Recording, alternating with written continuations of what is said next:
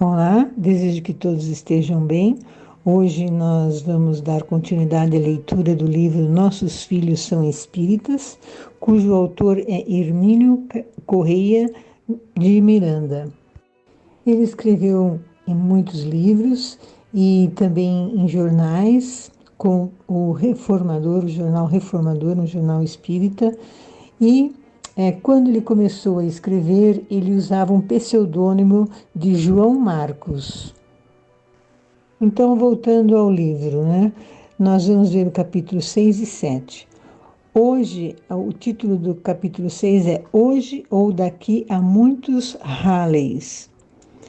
Halley é o nome dado a um cometa que passa pela Terra a cada 74 a 79 anos. Em média, ele é visto a cada 76 anos aqui na Terra. E podemos vê-lo quando ele está mais próximo do Sol. A próxima aparição deste cometa é prevista para 2061.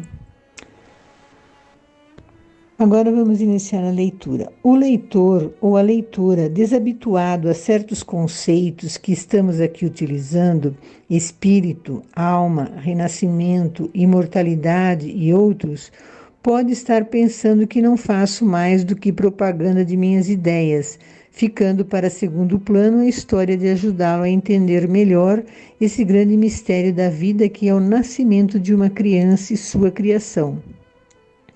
Isso não passa de pregação espírita, você pode estar pensando. Vamos esclarecer primeiro esse aspecto para que possamos ir adiante. De fato, sou espírita, mas não é por isso que estou escrevendo tais coisas, e sim porque a verdade é exatamente assim, e não seria honesto de minha parte pensar uma coisa e lhe dizer outra. Também sou pai, meus filhos também têm a mãe deles e já começam a ter seus próprios filhos, meus netos.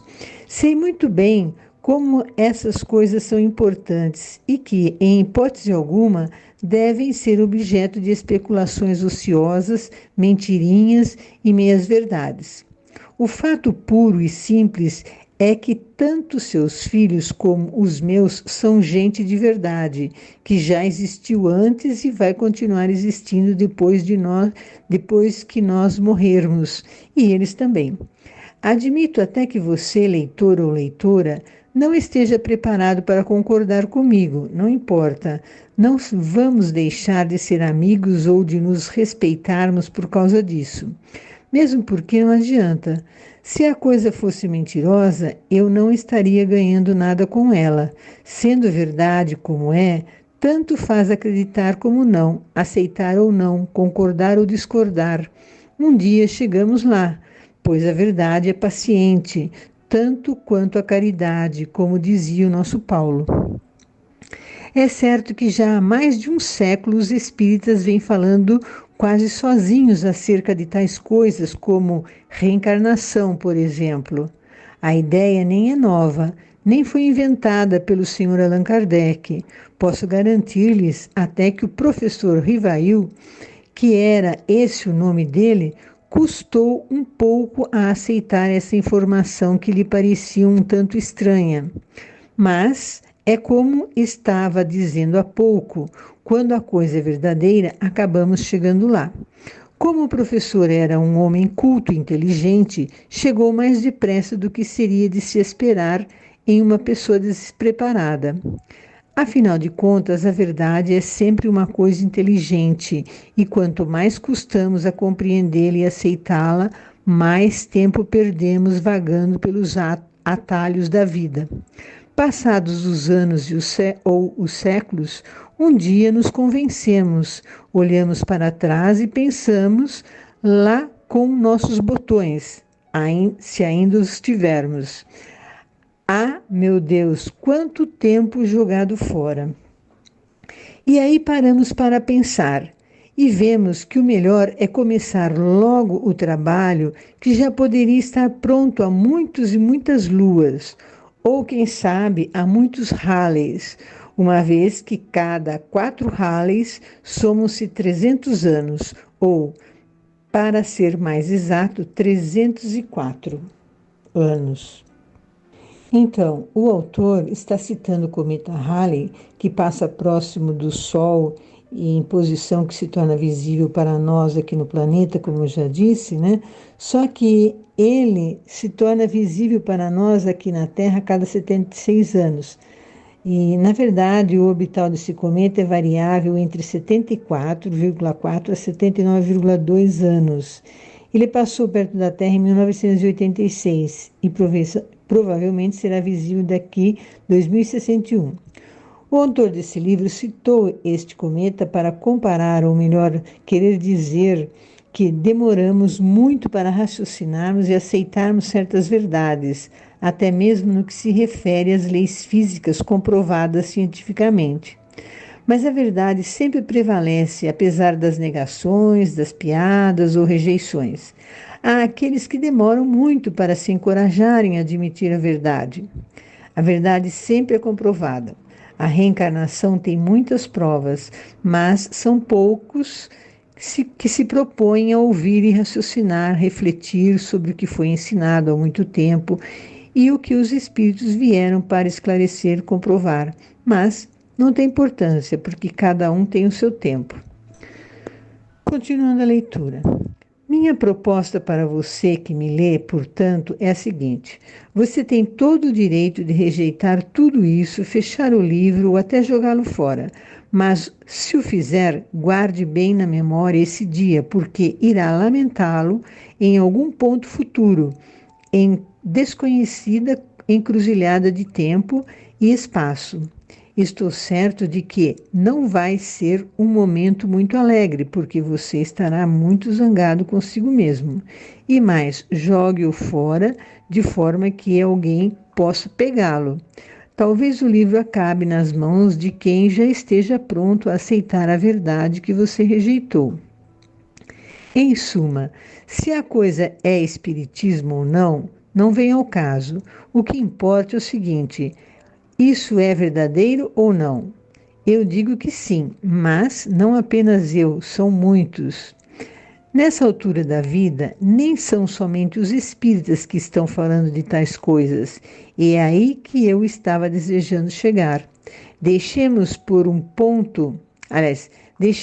momento os conceitos escolhidos na literatura espírita e vamos ao livro da doutora Ellen Wambach. Melhor dizendo, é Ellen Wambach, sobre o qual fizemos ligeira referência ainda há pouco. Antes, deixe-me explicar que essa senhora era uma psicóloga americana, devidamente credenciada pelo seu PhD, e que, pelo processo da regressão da memória, conseguiu reunir o mais importante acervo de dados científicos acerca dos antecedentes espirituais do ser humano até agora. A regressão da memória consiste basicamente em colocar uma pessoa em transe hipnótico ou magnético e fazê-la recuar gradativamente no tempo em busca de lembranças do passado. A pessoa começa a lembrar-se de coisas mais recentes, passa pela juventude, infância, vai ao momento em que nasceu, ao tempo em que estava ainda no ventre de sua mãe, ao período em que viveu como espírito e, finalmente, às vidas já vividas por aí nesse grande mundo de Deus. O leitor interessado poderá ler meu livro, A Memória e o Tempo, no qual o tema é tratado com a amplitude necessária a um conhecimento mais aprofundado do que seria possível aqui. A técnica da indução da doutora Wambach consiste em propor ao paciente uma redução de seu potencial elétrico das ondas cerebrais a 5 ciclos por segundo. Segundo ela, embora o paciente não saiba ao certo do que se trata, sua mente interna sabe. Eu diria que é o espírito que sabe, mas isso não importa muito. Depois de obtido o desejado estado de indução e relaxamento, ela dá início à sua bem elaborada técnica de coleta de dados. É sobre o livro dela intitulado em inglês Life Before Life, que vamos conversar nos capítulos seguintes, dado que, conforme combinamos você, leitor, e eu, autor, ficamos de priorizar dados não oriundos da literatura espírita, e sim de livros puramente científicos. Então, vemos que o senhor Hermínio Correia de Miranda se propõe nos esclarecer sobre os estudos da doutora Ellen Wambach. Ele também esclarece que estará nesse capítulo falando de estudos da ciência e não especificamente do espiritismo, mas certamente há uma ligação, ou podemos dizer que o estudo desta doutora tem relação com os estudos ou conhecimento do espiritismo.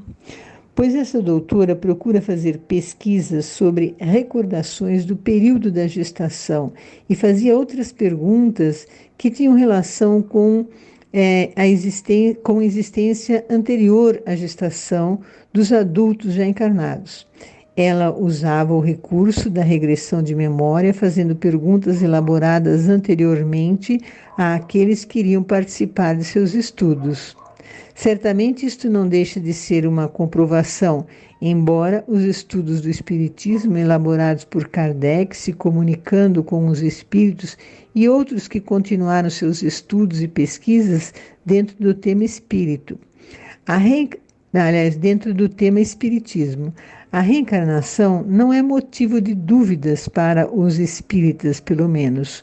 Portanto, temos a certeza de que a vida continua após a morte e que reencarnamos para evoluirmos. E, portanto, temos gravado em nosso espírito todas as nossas encarnações.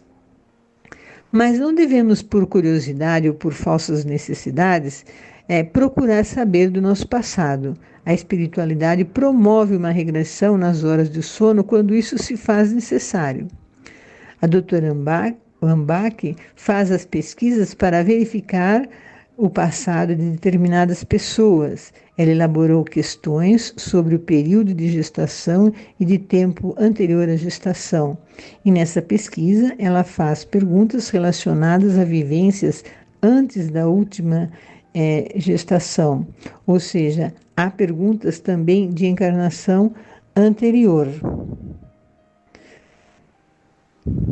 No capítulo 7, que veremos agora, estão as questões elaboradas pela doutora.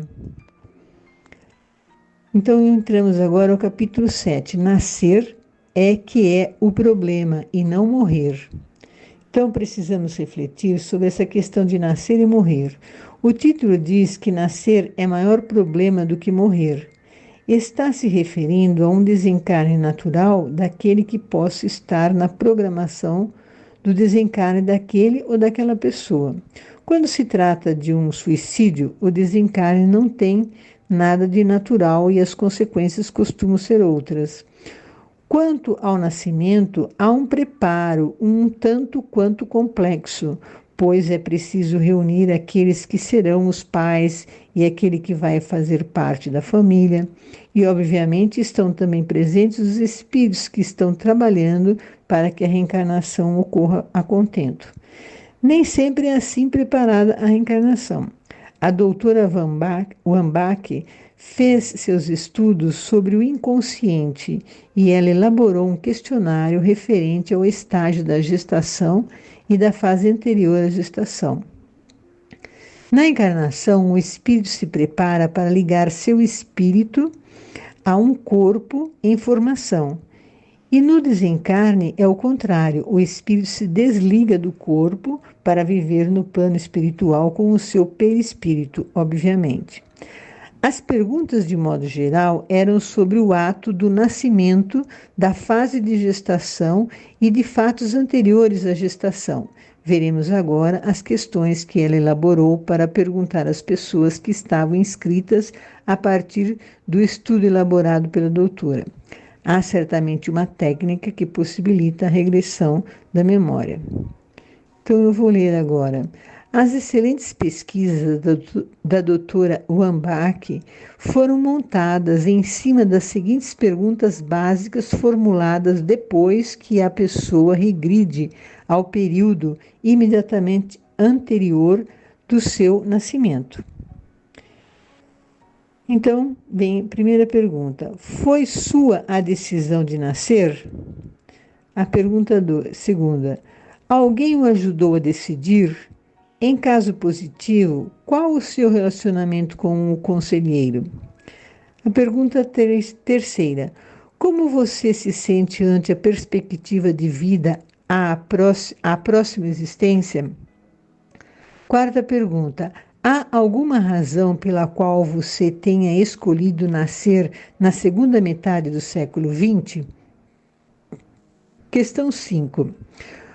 Foi você que escolheu o seu sexo? Se foi, por que você decidiu ser homem ou quis ser mulher?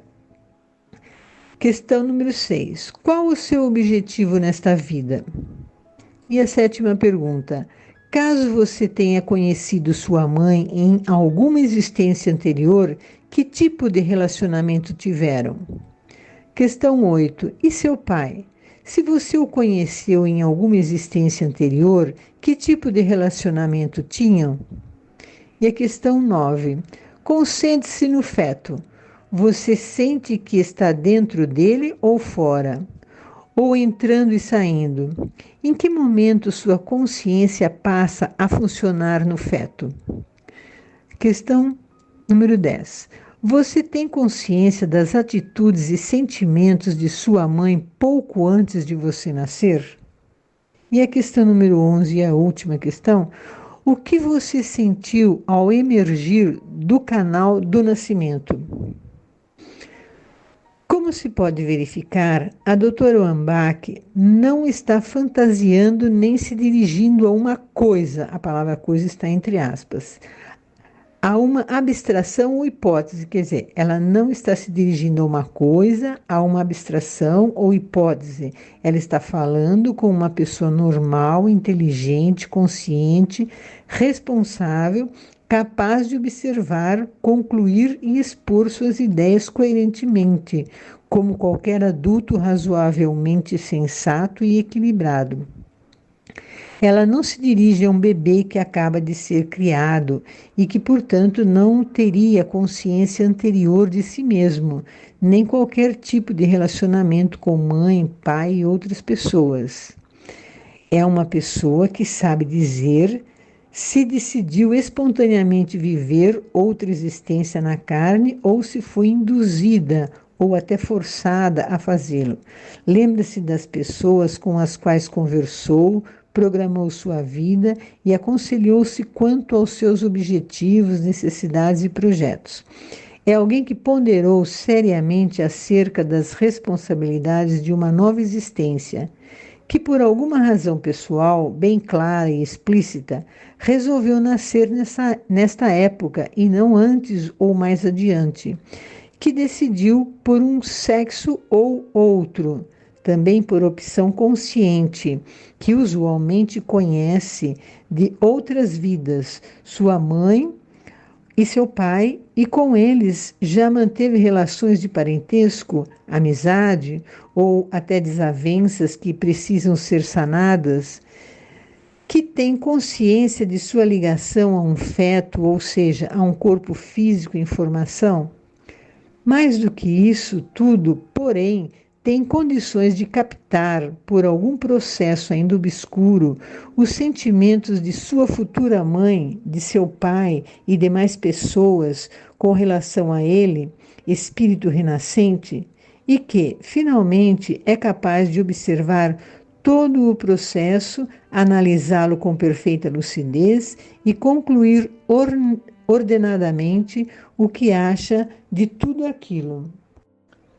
Continuando a leitura, creio que precisamos examinar com mais vagar alguns desses dados científicos, uma vez que são importantes demais para a eles nos referirmos apenas em 2 ou 3 frases apressadas.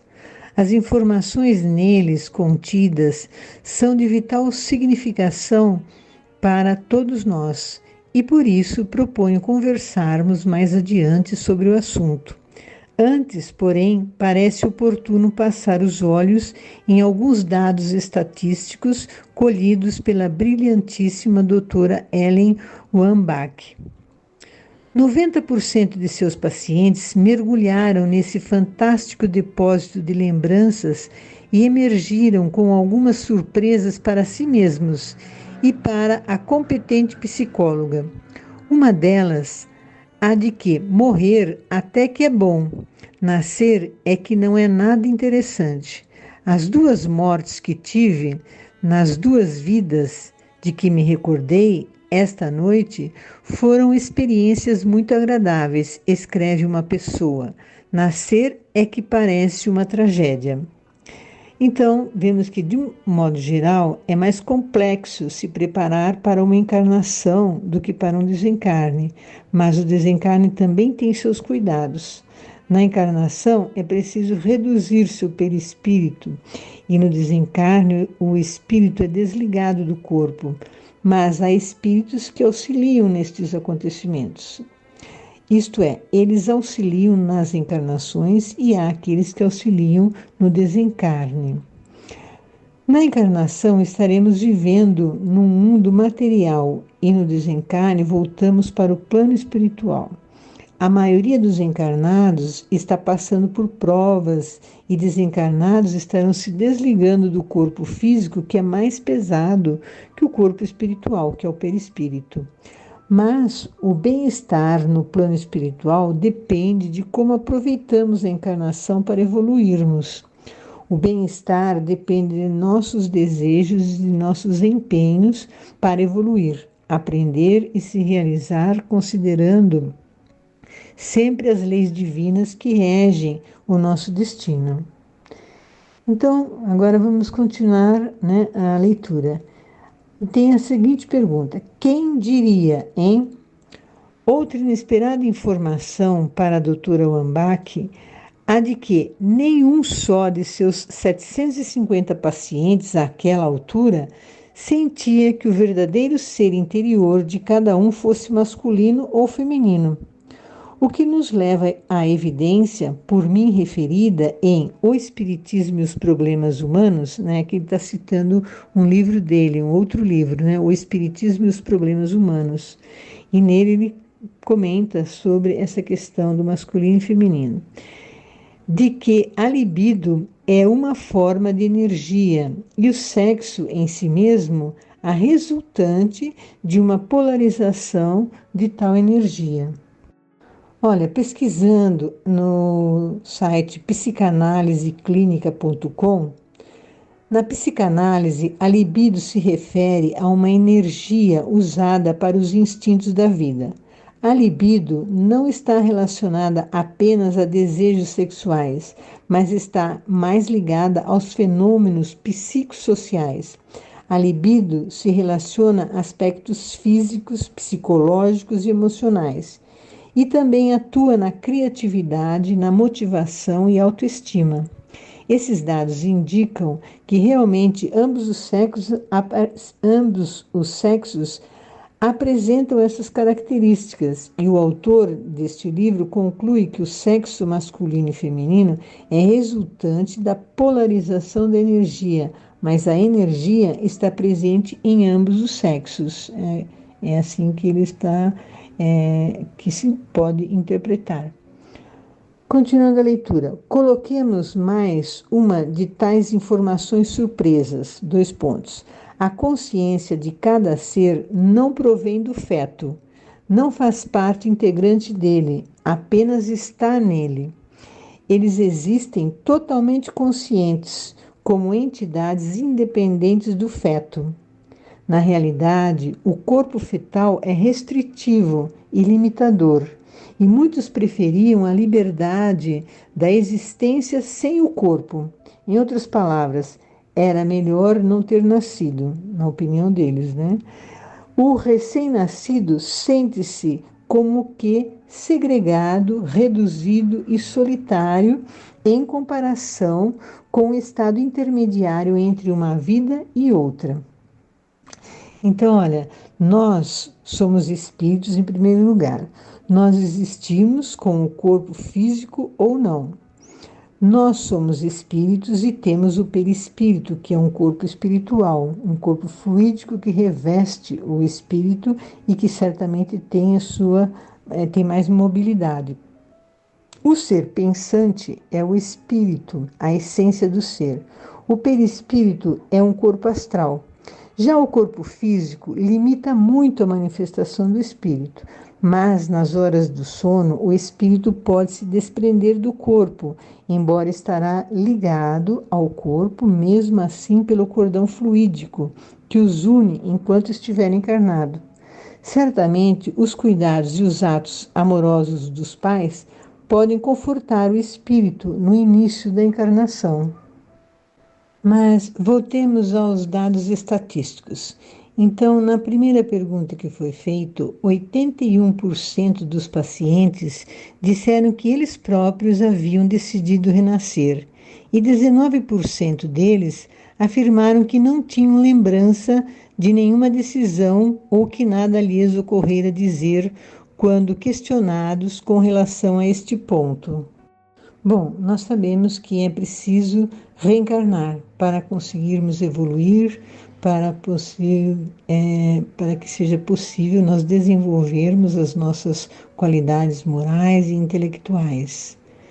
Então, a segunda pergunta, do total pesquisado, 68% declaravam-se relutantes, tensos ou resignados ante a perspectiva de viver uma nova existência.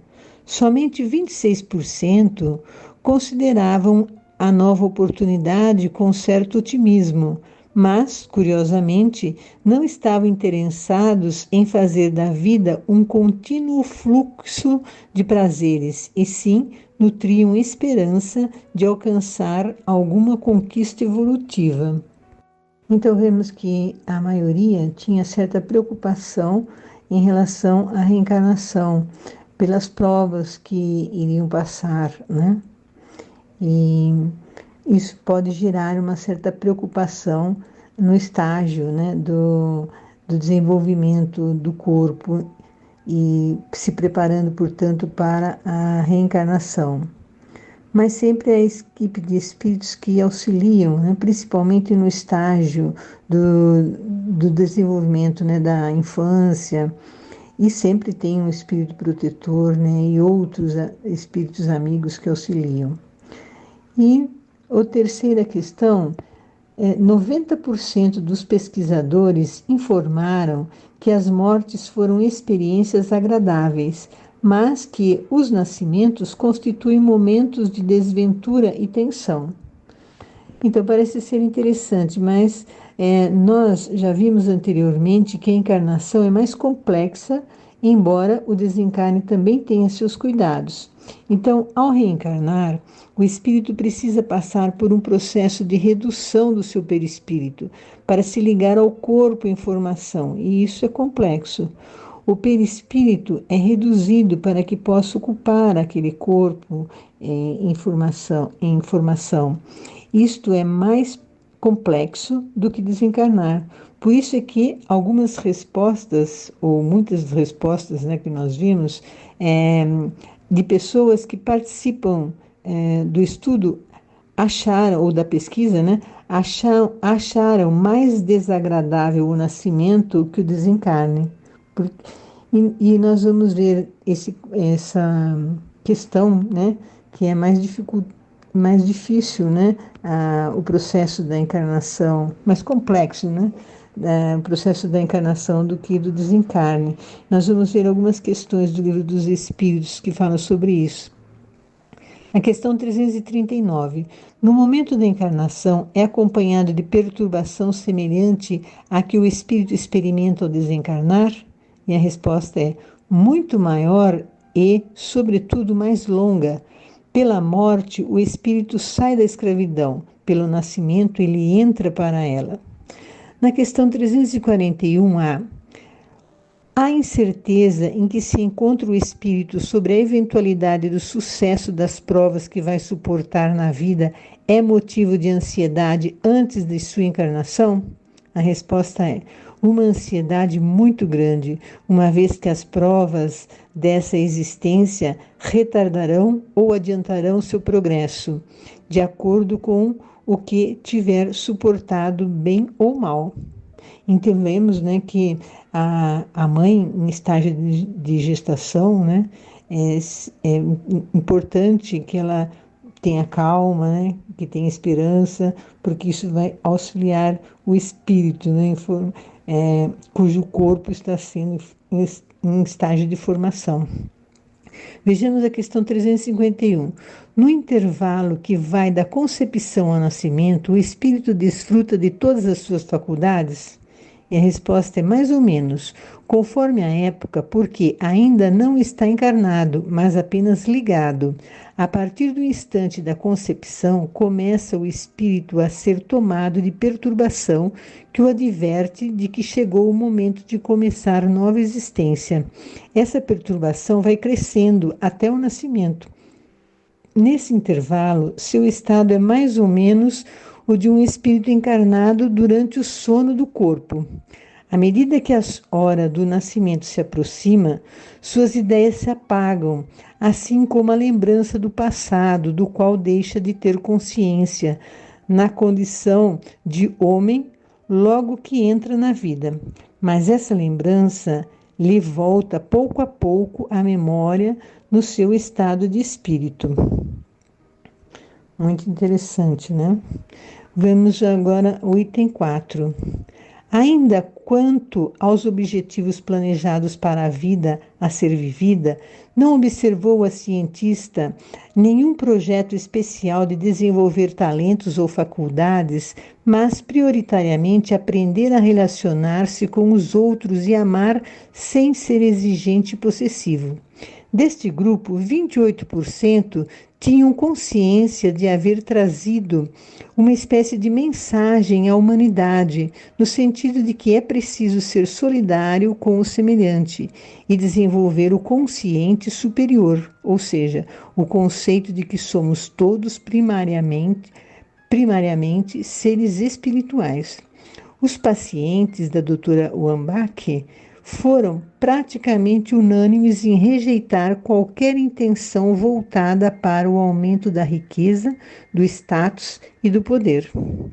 Então, vemos nesta questão que se conclui que aqueles que estavam para reencarnar, estavam mais preocupados em saber conviver com as pessoas, agindo com gentileza, respeitar a si mesmo e ao outro, também a colaboração, o auxílio. Outro objetivo da encarnação é vencer suas dificuldades e desenvolver a educação, o respeito ao outro e a si mesmo e a disposição para auxiliar o outro na medida do possível, pelo menos. Agora, a quinta pergunta. 87% das pessoas consultadas, uma taxa elevadíssima, declararam haver conhecido seus pais, amantes, parentes e amigos de uma ou outra vida anterior. Nenhuma consistência encontrou a doutora em apoio às teorias freudianas do complexo de Édipo e do complexo de Electra, segundo os quais os filhos experimentam forte atração sexual pelas mães e as filhas pelos pais.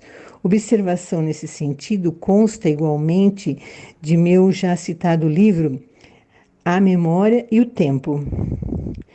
O relacionamento anterior pode ter sido o mais diversificado possível. Então, nessa questão, a grande maioria dos encarnados, 87%, declaram que conheceram seus pais e também outras pessoas de seu convívio, como amantes, pessoas queridas, né, amadas, parentes e amigos de uma ou outra vida anterior. O mesmo pode ter acontecido com outras pessoas que participaram desse questionário, que anteriormente tinham convivido com o pai ou com outra pessoa de relacionamento mais íntimo, de convívio atual, com eles novamente. Como se depreendesse de tudo isso, nascer ainda constitui, para a maioria, uma espécie de provação, mais um dever do que um prazer. Morrer, ao contrário, é um processo de libertação, quanto ao confinamento na carne. Então, faz sentido essa sensação de que o desencarne é a libertação do corpo material, pois esse corpo material limita as ações do espírito. Somos espíritos em evolução pouco avançados, muitos de nós. Temos muito a evoluir para ter uma encarnação mais agradável, prazerosa e adquirindo o direito de viver. Mais tempo no plano espiritual, aprendendo, estudando e auxiliando, sempre usando da caridade ao próximo e a si mesmo. Vamos fazendo uma outra observação, né? Que quanto mais o espírito evoluído, mais ele se esforça para a prática do bem e se sacrificar por outros, né? Mas ele se sente, né, como responsável por determinadas situações e escolhe muitas vezes provas difíceis. Continuando a leitura. A mais dramática conclusão, porém, a que mais destacadamente ressalta dessa pesquisa é a de que a criança é um ser espiritual adulto, experiente, consciente, dono de insuspeitado acervo de conhecimentos, envolvido em deliberado projeto de vida, com metas, objetivos e propostas nitidamente concebidos e programados.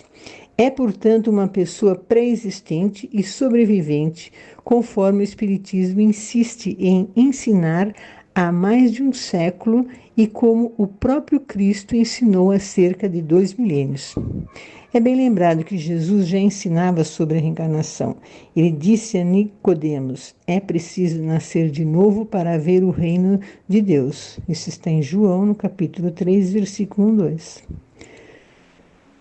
Acho, porém, que ainda temos importantes aspectos a comentar sobre a excelente pesquisa da doutora Ellen Wambach.